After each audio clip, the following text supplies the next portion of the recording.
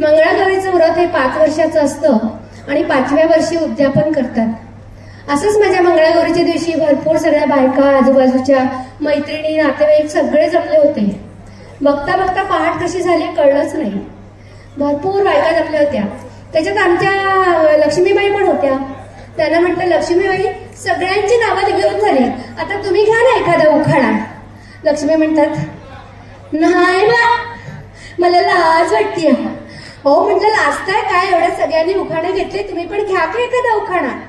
बरं बाई, आता तुम्ही एवढ्या समध्या जणी म्हणता तर घेते बाई ना। हो ताई, ऐका बर का।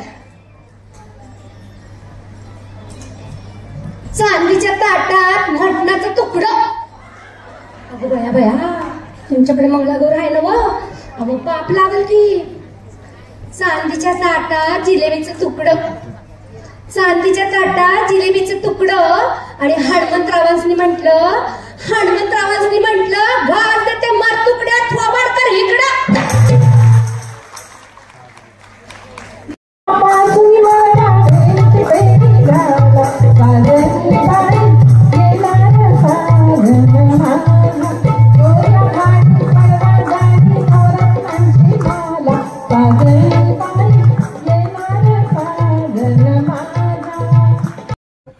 ठाणे जिल्हा शाखेच्या वतीने आज मंगळागौरीचं आयोजन केलेलं आहे।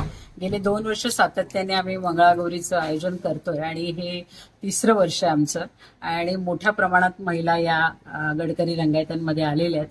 मला असं वाटतं श्रावणामध्ये हा खेळ खेळला जातो आणि त्यानिमित्ताने ठाणे जिल्हा आयोजित मंगळागौरीचा कार्यक्रम आपण आज इथे करतोय। शिवसेनेच्या माध्यमातून नेहमीच सांस्कृतिक आणि वेगवेगळे कार्यक्रम होत असतात आणि तशाच प्रकारचा कार्यक्रम आम्ही घेण्याचं नियोजन केलं, आणि आज तुम्ही बघत असाल की संपूर्ण गडकरी रंगायतन भरलेलं आहे। महिला भरपूर प्रमाणात आलेल्या आहेत आणि त्याचा आस्वाद घेत आहेत। मंगळागौरी परंपरा जपण्यासाठी आपण हा उपक्रम करतो। मला असं वाटतं की हिंदू संस्कृतीची परंपरा जपण्यासाठी आपण मंगळागौरीचं आयोजन करतोय। प्रत्येक लोकांना पार्टिसिपेट करायचं असतं, पण प्रत्येक ठिकाणी सगळ्यांना पार्टिसिपेट करता येत नाही, पण महिलांना इथे सगळ्यांना एकत्रित करून एन्जॉय करावं म्हणून आम्ही ह्या कार्यक्रमाचं आयोजन केलं। मला असं वाटतं आम्ही ग्रुप वगैरे इथे बोलवलेले नाही, आम्ही कार्यक्रमाचं आयोजन स्वतः केलेलं आहे, आणि एकच आपण पारंपरिक जो मंगळागौरीचा ग्रुप आहे आम्ही दादरवरनं बोलवला होता आणि त्यांचा कार्यक्रम इथे आता आपण घेतलाय। यानंतर आपण बाकीचे जे सांस्कृतिक कार्यक्रम आहे ते वेगळ्या प्रकारात आपण घेतो। आता